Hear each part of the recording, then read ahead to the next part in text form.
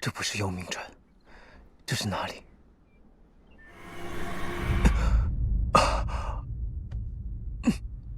这是……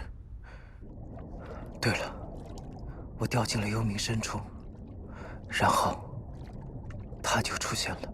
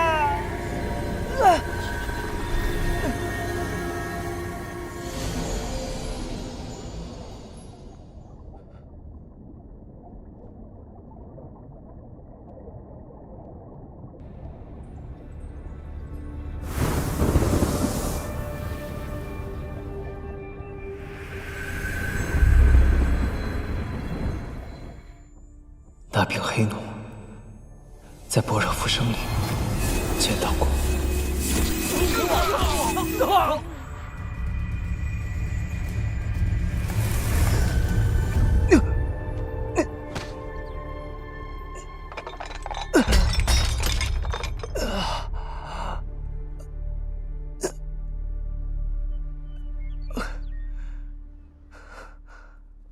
仙友，你没事吧？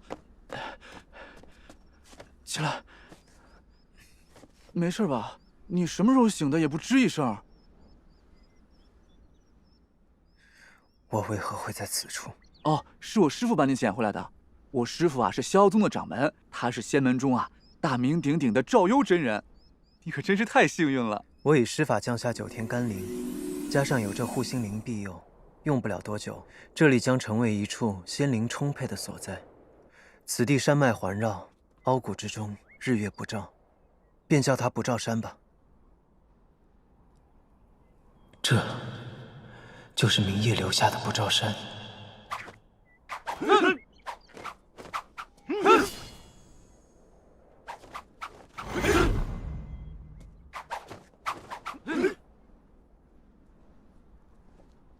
小子，你醒了，都不感谢一下你的救命恩人吗？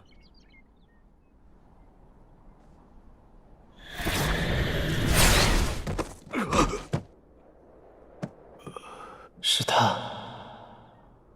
看来叶希武本该活在现在，却因为我。多谢大舅，我还有要事要办，告辞。先别着急走啊！你这样来去匆匆，不会是想回幽冥川吧？你可知晓这弱水之门，每500年才能打开一次。就算你能走到弱水之畔，你又如何打开弱水之门呢？我不能留下，我必须要找到他。你不会是想去捞元神吧？人死不能复生，他都已经死了，你把他元神捞回来又有何用呢？你小子还真是斗倔驴啊！不许师叔祖传信于我，叫我去弱水边捡人，我还以为能捡到多大的宝贝。哎呀，怎么就捡回你这么个赔钱货呀？为了救你，花费了我多少逍遥宗的天材地宝啊！好不容易才把你救回来，拍拍屁股就想走啊？那你要怎样？如果找不到他，我活着跟死了也没什么区别。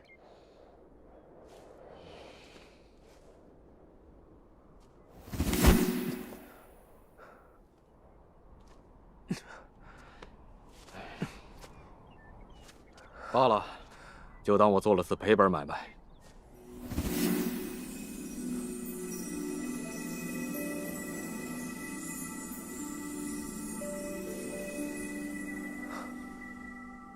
我赵幽善始善终，你小子若是一心寻死，也得等出了我逍遥宗的山门再去死。师傅，真的就让他这么走了？放心，他离不开这里，最终还会回来的。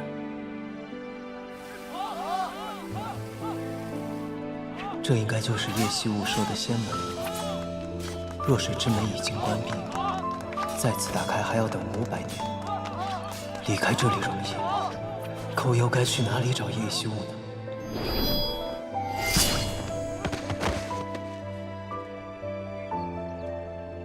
师兄，承让了，这次败了还有下次，我早晚战胜你和你的卓坤剑。走。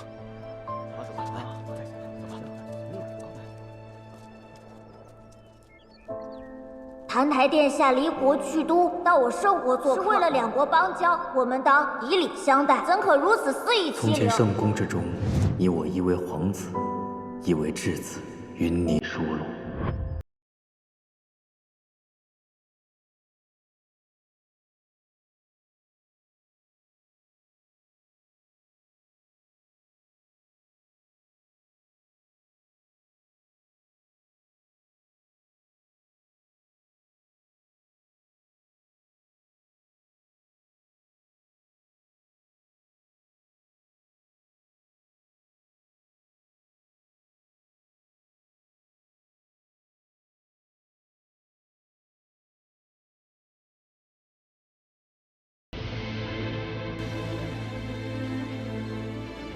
兄台面生，也是逍遥宗的弟子吗？不知该如何称呼？你怎么会在这里？我？这位兄台，怕是认错人了吧？在下宫野继吾，是衡阳宗掌门座下大弟子。宫野继吾？原来如此。既然兄台对此地不熟，我便多送你一程吧。实不相瞒，宫野师兄，你与我多年前的一位旧友神貌颇为相似。不知宫野师兄是何方人士？或许你们之间有些渊源。我是不虚真人收养回来的，此身从何处而来，我也无从知晓。又是这个不虚真人，我可否见这不虚真人一面？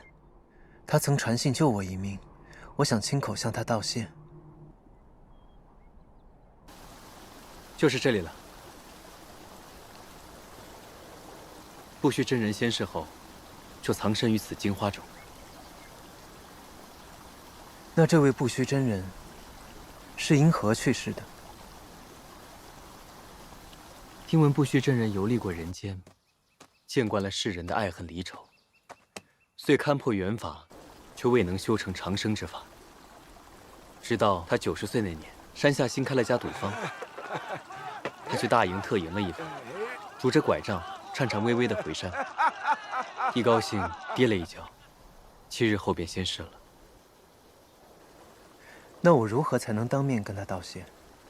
只需用我仙门术法召唤即可，像这样。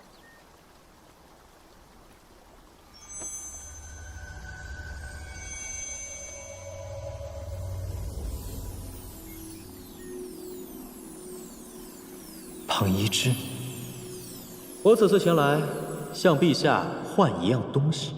我想换一瓶陛下的心头血。庞一之，你要这血做什么？此事就与陛下无关了。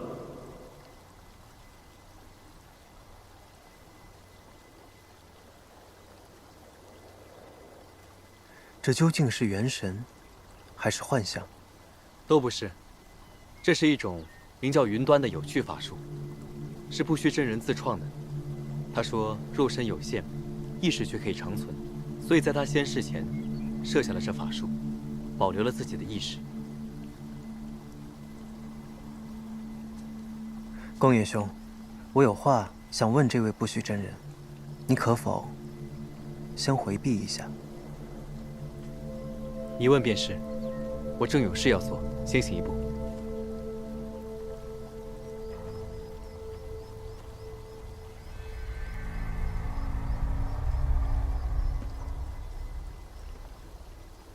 不虚真人。庞一之，你可知道叶惜雾的元神在何处？我该如何找他？唉，想要卜卦解惑，需我仙门法术才行。庞一之，庞一之，这仙门之中究竟有何玄妙？早已故去的萧凌，竟能活生生地站在这里。庞一之又为何传信赵幽救我？哎呦，小子，你刚才不还是心急火燎的要走吗？怎么到这会儿还没走呢？是不是我逍遥宗太大迷了路啊？要不要我亲自送你一程啊？嗯？方才听闻贵派有云端法术，我来问卜。哦，你有求于不虚真人的云端呐？但是呢，想求他现身解惑，可是要先入我仙门，领悟心法，才能以灵力换出。既然萧凌在这里，那叶惜雾会不会？我要留在这里查个清楚。请掌门赐教。哎，你虽然拜我了，可我没说要收你为徒啊。想入我们逍遥，没那么简单。哎，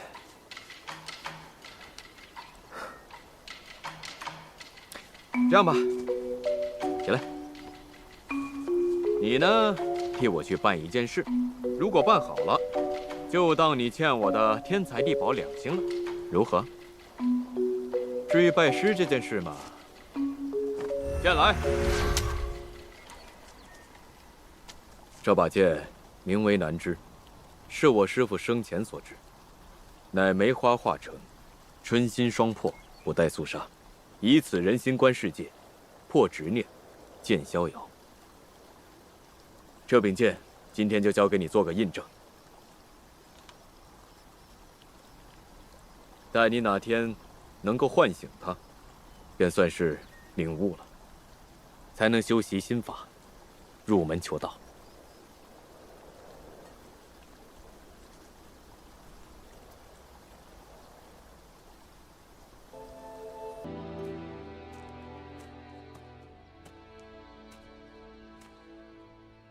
应该就是这里了。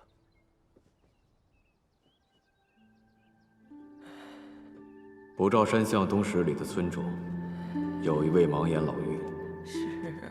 这15年来，她每日都会站在村口，风雨无阻，从昼到夜，等一个人。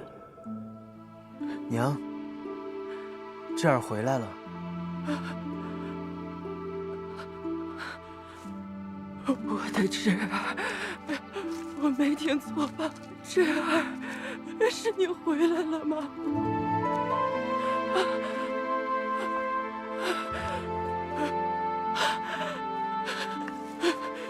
智儿，你真的回来了。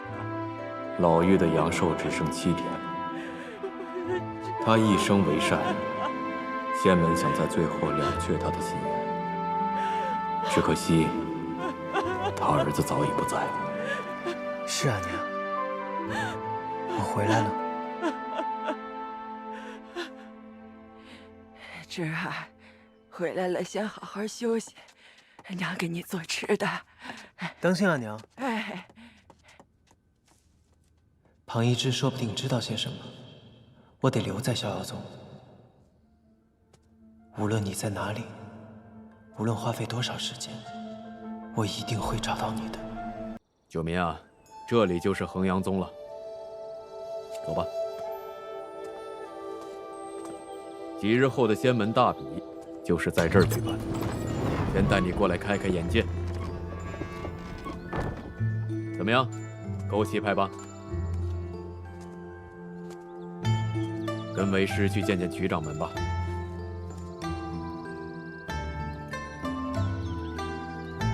我给你介绍一下，我新收的弟子苍九民。是他，他和师父一样，都被身为魔神的我杀死了。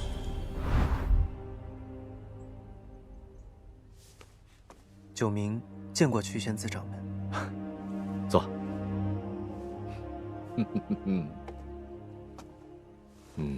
不错。赵优，你总算收了个平头正脸的好徒弟了，这真是你100年来最大的进步了。你这说的什么话呀？狗嘴里吐不出象牙来。九民，你这次来的不巧，我女儿黎苏苏啊，她前脚刚走，我这就把她给喊回来，你们见见。多谢曲掌门，只是九明自打进了逍遥宗，一心修行，无心旁事。如若有缘，下次再与苏苏姑娘相见吧。晚辈今日前来是有一事，劳曲掌门费心。好啊，那你说说看吧，看我能不能为你解答一二。500年前，我曾在圣国逗留，认识了一位朋友，相貌与前辈的弟子宫野纪无十分相似，不知这其中可有玄机？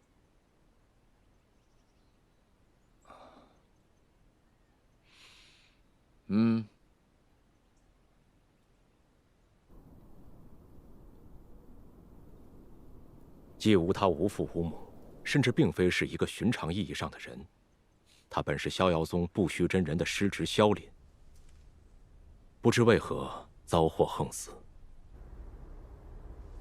当时不虚真人来到衡阳宗，借了一件法器冰晶斩。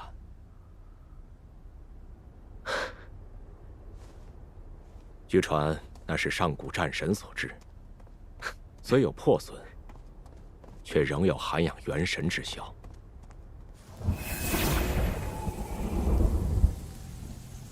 他将萧凛的元神放入其中，沉入天池灵力丰沛之处滋养。自那之后，过了数个甲子，冰晶斩逐渐融化消失。在神力的滋养下，一个婴孩诞生了。我给孩子取名为宫野纪无。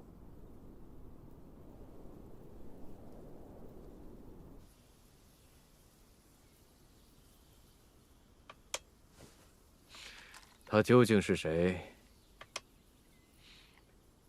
你猜到了？他身份那么特殊，把他这样留在仙门，你就不想再劝劝我？不虚师叔祖不会有错的。我也觉得九民这孩子不错，如若遇到机缘点化，说不定大有可为啊。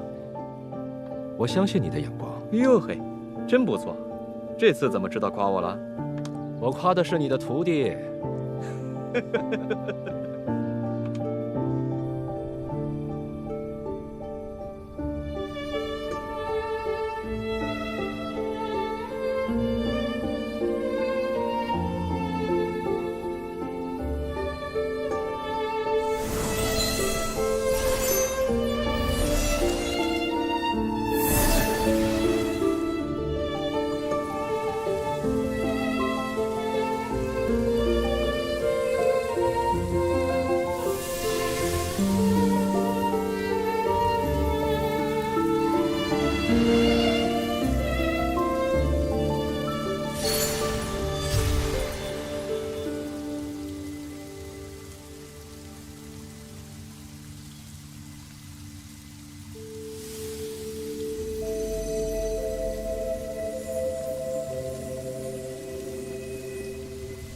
我成功了，庞一之，我已知道你是如何重塑萧礼的了。衡阳宗的天池，风光甚美啊。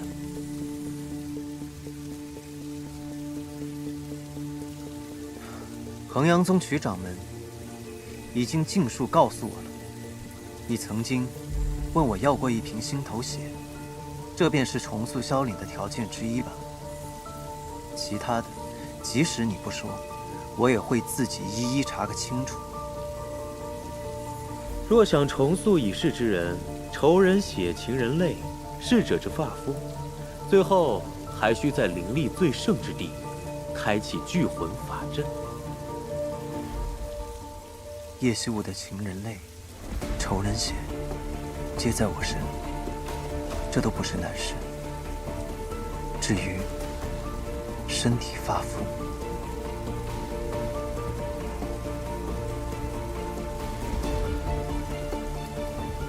这只眼睛本来就是他的，大不了挖出来，再还给他便是。还需要法阵，那聚魂法阵在何处可以习得？人死终究不能复生，施行此法有违天道，只是为了满足心中的一点执念。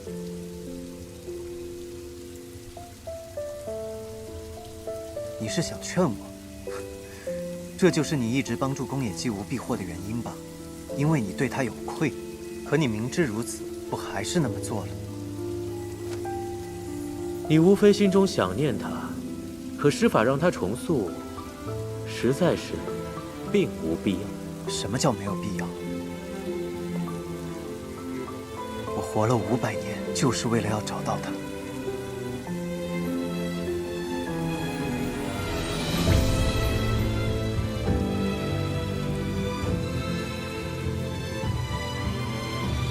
庞一之，你拦不住我。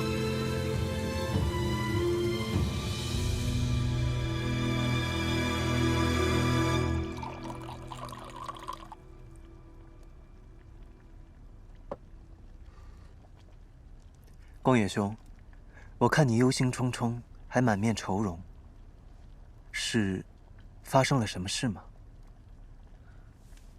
其实这原本应该是件好事。哦，我的小师妹黎苏苏，前日平安出关了。所以，你的烦恼事关你的小师妹。小师妹出关以后，仿佛经历过什么，完全变了一个人。小师妹是无垢灵体，师父对她极为呵护。我自小陪她长大，她始终情窦未开，不懂情爱。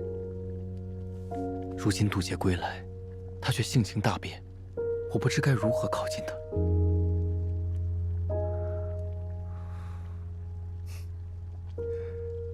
宫野兄，别那么悲观。过去她情窦未开，未必能真的回应你的感情。如今她心智已全，即便是你们要从头开始，不也正是一个赢得芳心的机会吗？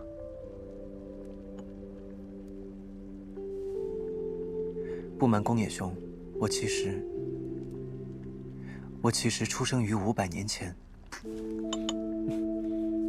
500年前？是。我那时无情无爱，甚至感知不到常人的喜怒哀乐。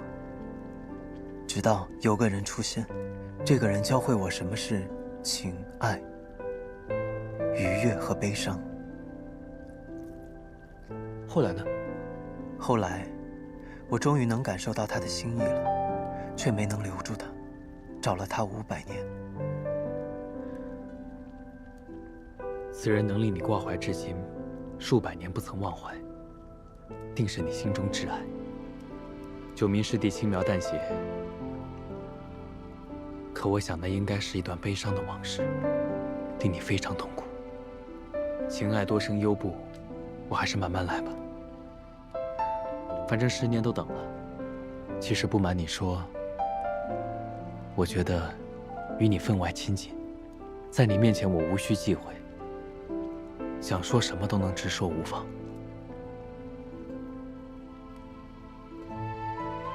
虽然相识不久，但一见如故。我心里总感觉我们像是多年老友，亲密无间。对我来说，宫野师兄已是我的老友。曾有一位对我有恩的朋友，他就与你这般相像。从小我就一直很羡慕他。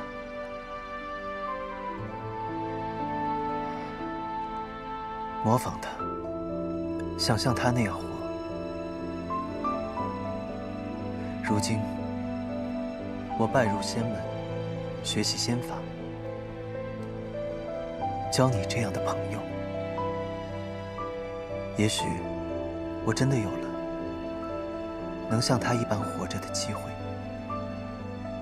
我很珍惜。我却觉得与九名师弟为友，亦是我之幸。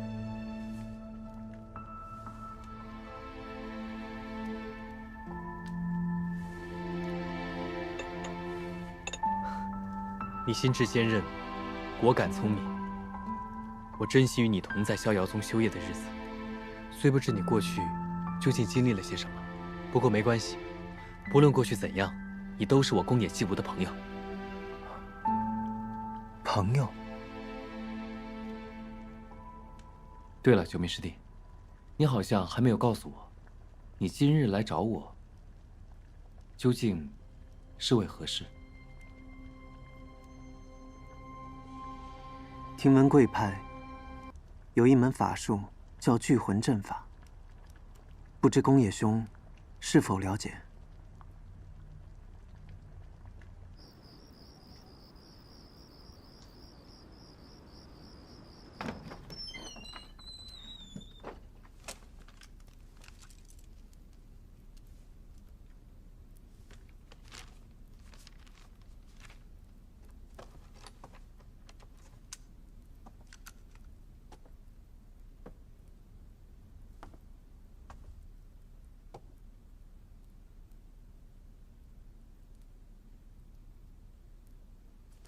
魔类编词。说起来，我对魔神之说还一无所知。斩天剑为魔神之手，洗髓印为魔神之心，是那把弩。原来那是屠神弩，三魔器之一。它们与魔胎相互感应，为魔胎提供魔神的力量，也为寻找魔胎之人指引方向。魔胎，魔神的力量。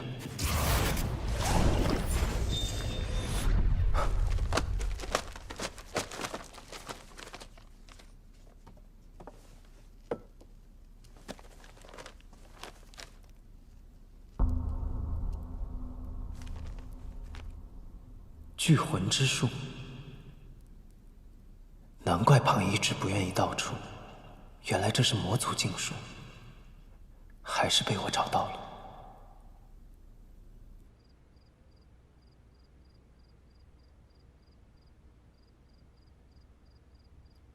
如今无情道修习的进度，赶不上法力消散的速度。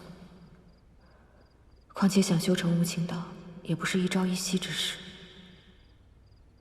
看来肉身封印邪果不是长久之计。也许那本魔类编词里可以找到其他方法。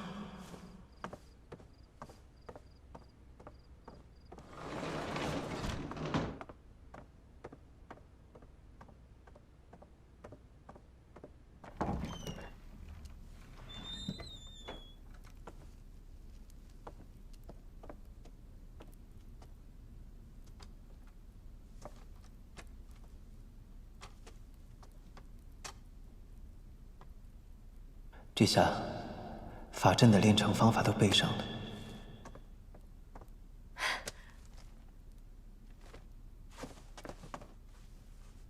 不对，还有一条无需元神的替换之法没有记下。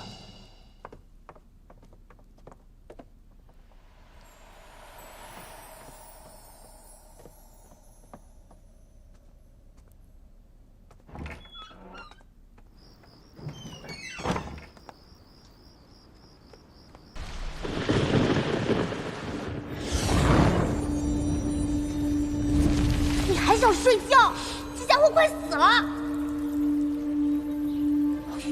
我刚给他吃了救命大补丸，这家伙的灵符里面一团糟。他之前要跟人同归于尽，连神魂都差点烧了拿来用。现在虽然身体正在恢复，但是意识已经快散了。那会怎么样？会死。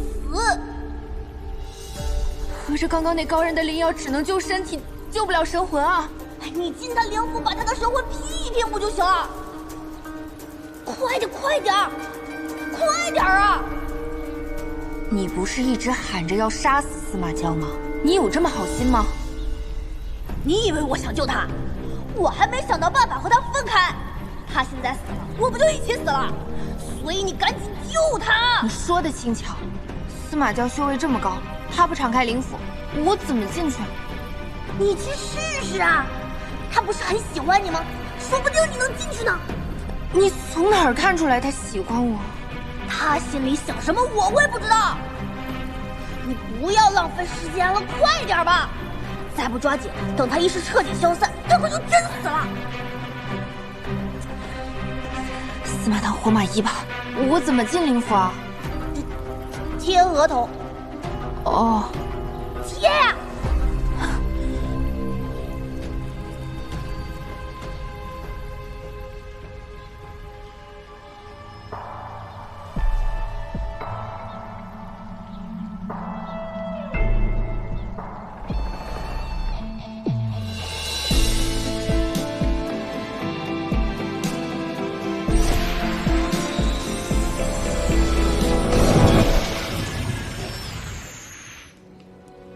这就是司马娇的灵府了。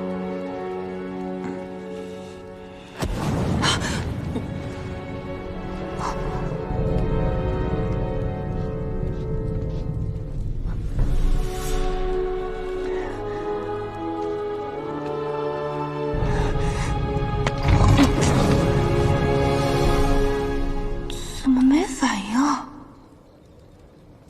难不成是神魂受伤太重？没有攻击性了。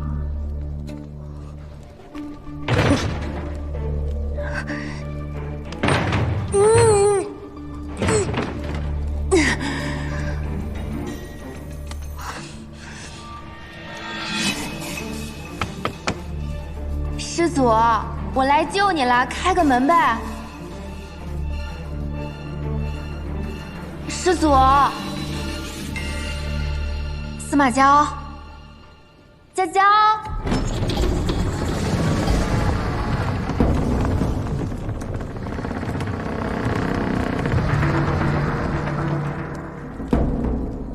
这么容易就开了？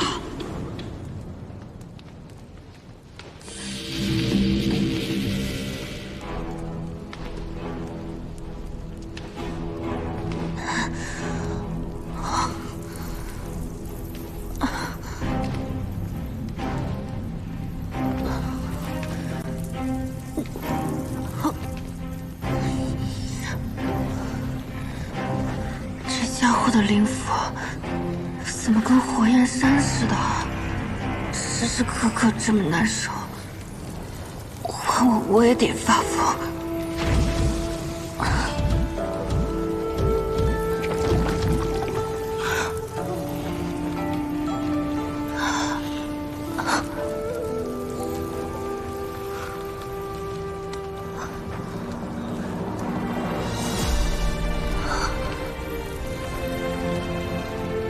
他将永生地活在灵火灼烧的痛苦之中，我不愿意他有这样的一生，不如就此结束凤山一族世代的悲剧。这便是娇儿降生世间的使命。你若是莽撞行事，说不定会死的。司马昭，这么简个神魂碎片，还有传染情绪的作用。司马娇，你这么治愈的吗？我平时带你吃喝玩乐都没有让你开心一点吗？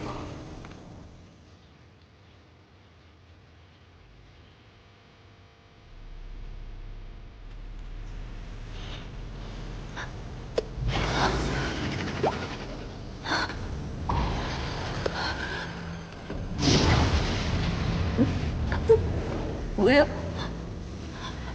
不要！这是神魂内核。如果这个要是碎了，日久后彻底灰飞烟灭。不，停下！快停下！不要！我要怎么才能按住他？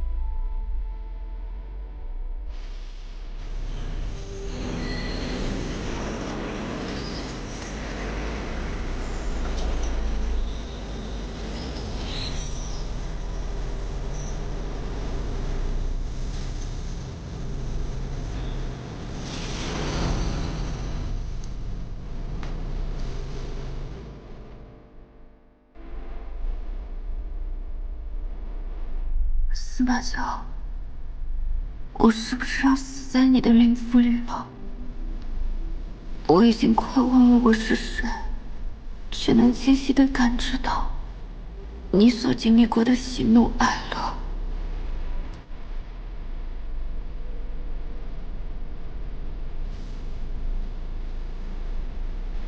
我说过，只要我不让你死，你就死不了。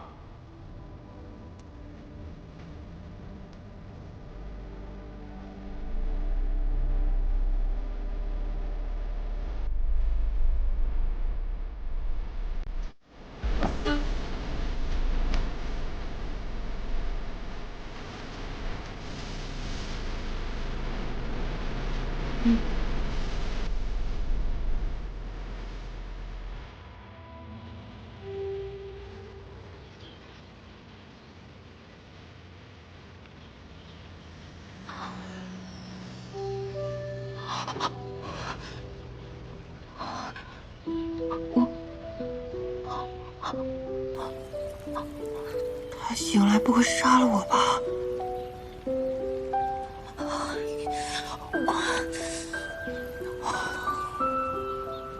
我就说你可以吧。现在他的情况稳定很多了，你再努力几次就搞定了。再努力几次，一次我都死去活来了。我以为你这么闯进去，神魂多少要受损的。现在看来，你不但没受损，还得了好处呢。你闭嘴吧，你个熊孩子！哼！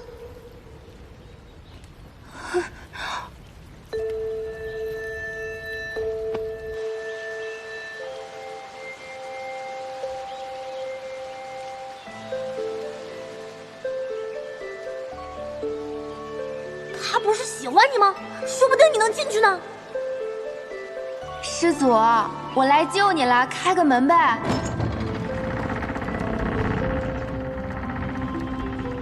那不然你告诉我你的真实想法，我想听实话。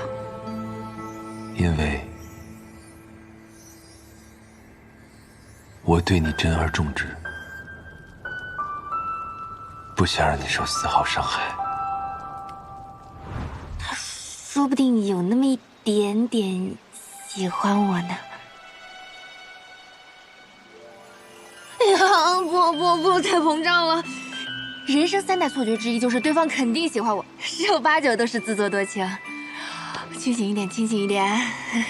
对方可是活了起码500岁的老祖宗，怎么可能喜欢我呢？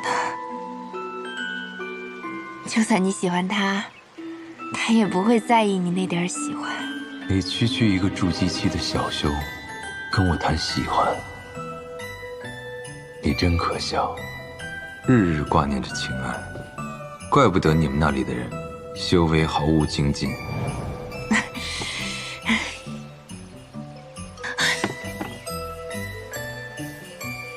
我不可能救了一半不救了吧？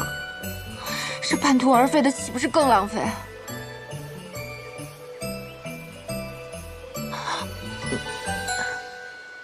哎呦，我好人做到底，送佛送到西。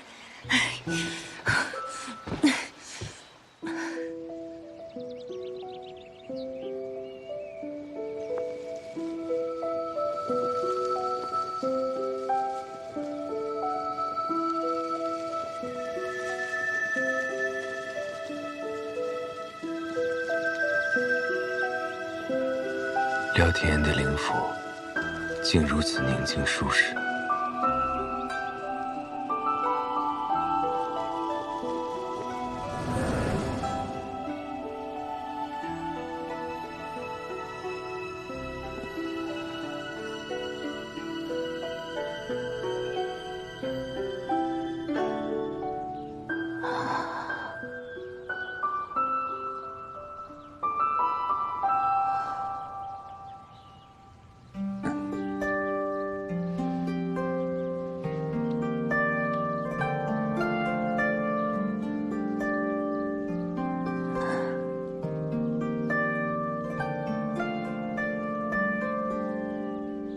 我之前好像都没有怎么认真看过你的容貌，所有的印象好好像都停留在第一次见面那一天。当时我旁边那个人的尸体倒下了，血溅到我的裙子跟手上，我冷汗都吓出来了。再后来，我看到你对抗越来越多的人，又渐渐了解到你那些不堪回首的过往。我遭受过的痛苦，都要一一讨回来。师祖，我们这是冲破封印了哈。没错，对你的害怕反而没有那么深了。到现在我已经完全不怕了，哪怕想着你醒来会对我发飙，说实话，我一点都不紧张。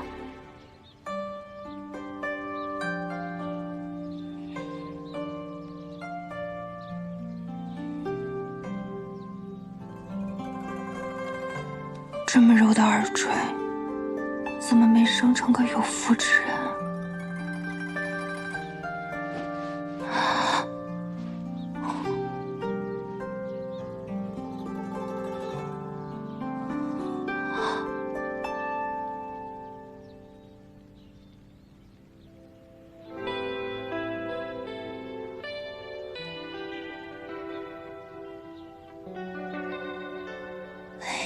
你醒了。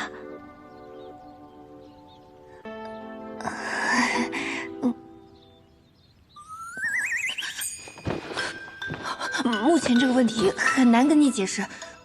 熊孩子臭火苗，说什么起码要帮他融合修养3次，他才能苏醒。现在才2次，谁教你的数学啊？我似乎睡了一个好觉。那可能有我的功劳。你胸口的伤也快好了，这灵药可真好使啊！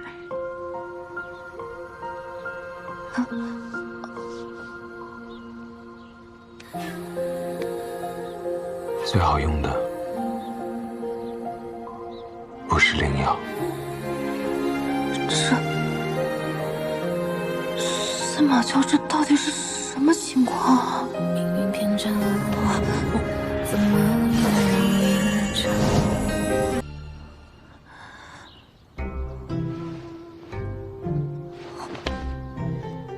你怕什么？你说我怕什么？师祖饶命！我真的受不了了。不饶。怎么？不喜欢？不喜欢。看来你这次受伤还真挺严重的，连真言之势都失灵了。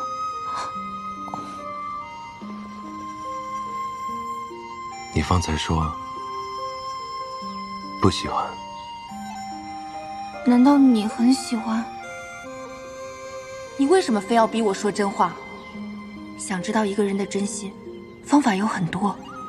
没了真言之事，我现在仿佛也能辨别你说的话是真是假。这气氛是怎么回事啊？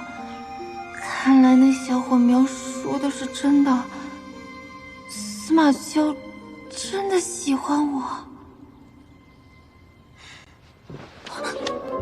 金谷天的特产可以清心凝神，给你体验一下。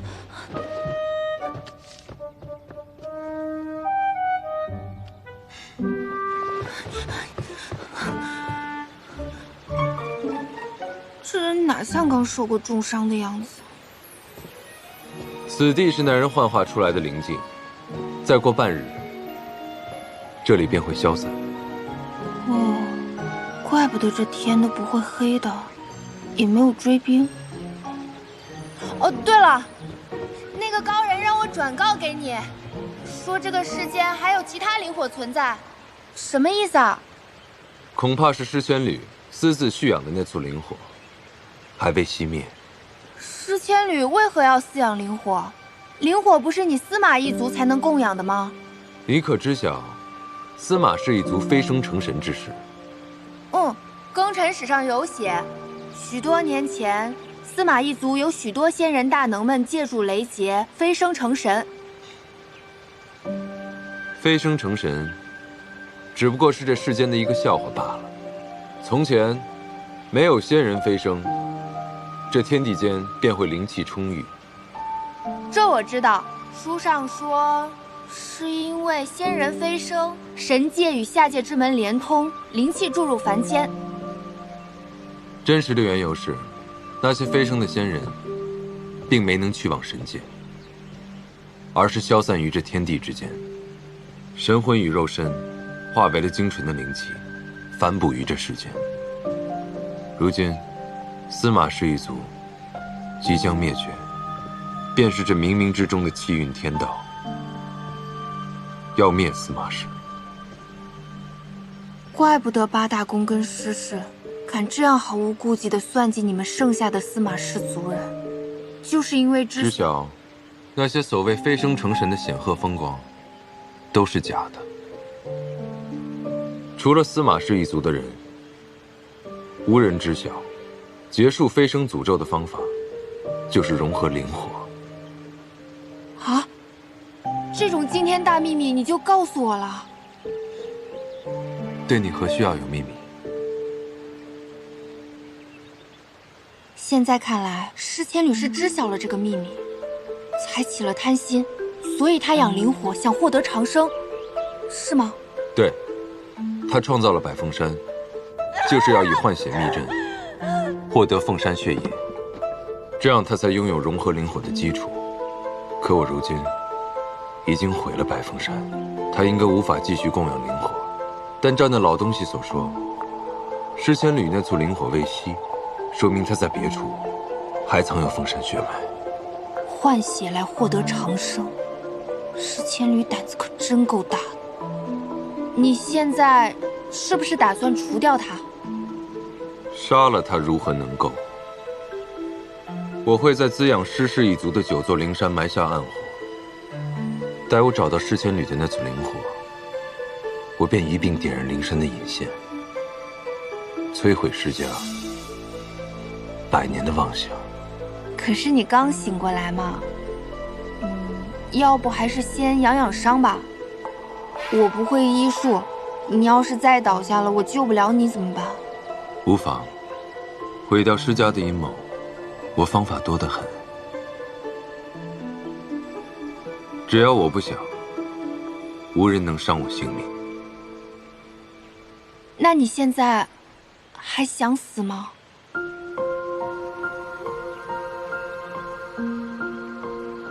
你费那么大力气救我，我便活着吧。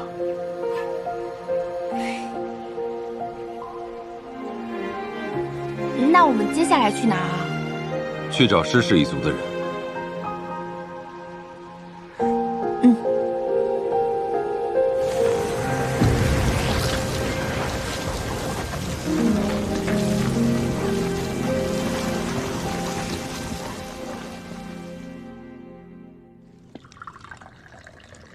叶公主，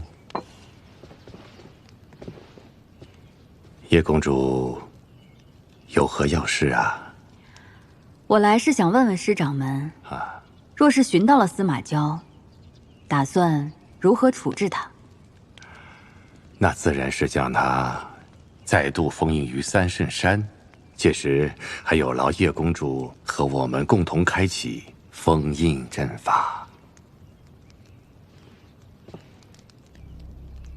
师掌门恐怕另有所图吧？叶公主何出此言呢？百凤山乃师掌门一手所为，我很好奇，山中凤山一族的血究竟流向了何处？师某也很好奇呀。叶公主这些话不对其他的公主讲，反而来找师某，所图为何呀？我要司马娇的性命。哦，真是没想到，叶公主憎恨司马娇已经到了如此的地步了。叶公主此举不是为了报私仇，而是想打破这邪魔屏障。你我都有秘密，便无需躲躲藏藏。我只问师掌门一句话：你可有杀司马娇之心？师某可以和叶公主合作，杀人灭火，但是我这么做会有什么好处呢？百凤山一事，我会守口如瓶，这便是好处。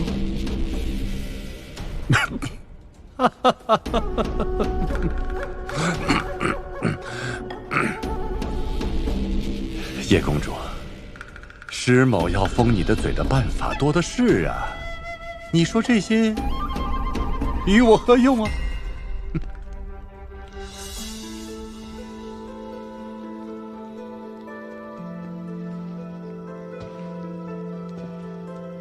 师掌门别忘了，我虽修为不及你高强，可我毕竟是一宫之主，希望师掌门莫要小瞧了我。不过师掌门与我目标一致，何须费心费力针对彼此？不如联手，事成之后各取所需。师某非常欣赏叶公主的魄力，还望叶公主一有消息及时相告。也希望师掌门遵守承诺。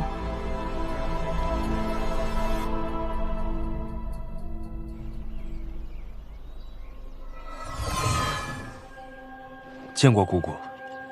薰儿不必多礼。是薰儿无能，让父亲失望了，这才惊扰了姑姑。无妨，我闭关修炼，本就是为了提高修行，来日可以助你父亲一臂之力。如今，尽快抓住司马娇才是重中之重。百凤山被毁一事，并非你的错，你也不必太过自责。多谢姑姑。众弟子听令，且随我与你们少主兵分两路，搜查司马娇下落。是。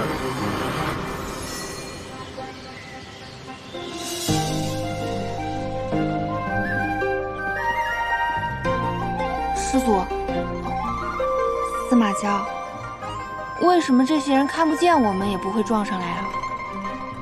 我用隐身术隐蔽，这些人修为低下，感觉到强盛的气息，自会避开。你受伤了也管用啊！就算我重伤未愈，这些人远不是我的对手。那我们一直用隐身术不就好啦？隐身术消耗的灵力较多，我如今只能保持片刻时间。对哦，你现在重伤未愈，各种高阶术法也失灵了。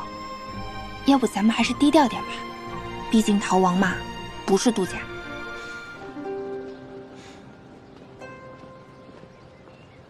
这些事情你无需担心，有我在，你到哪里都是度假。这发言真够霸气的。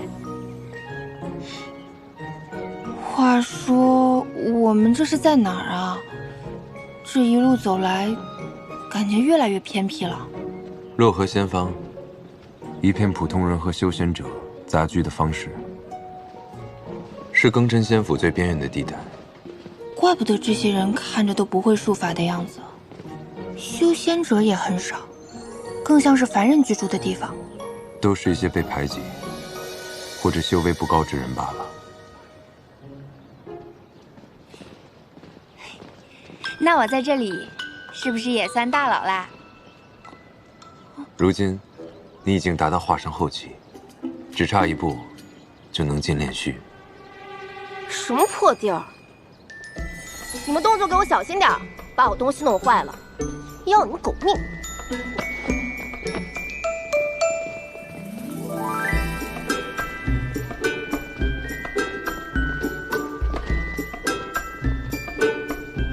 这阵仗，刚刚那2个人什么身份啊？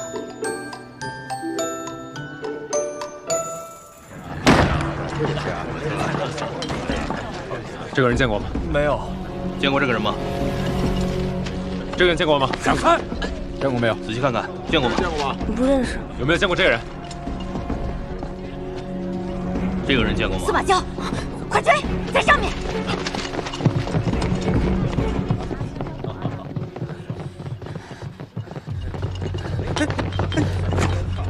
你们两个往那边去。好，你们跟我来。是。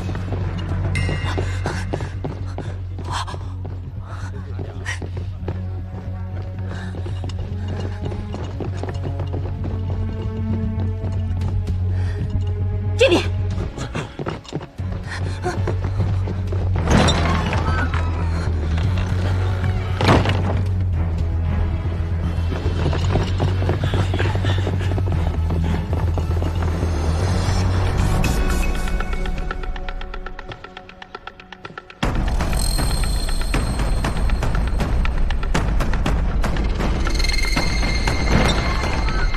什么人？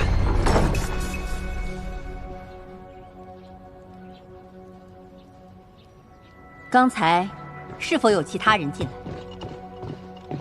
你们是都没长眼睛吗？还是说这是你们的房间？我堂堂幕府兄妹2人，要给你们让位啊！师姑，最近确有传闻，幕府老爷的外孙子女要来此处求学。不过是一些攀附我们施家的无名之辈罢了。走。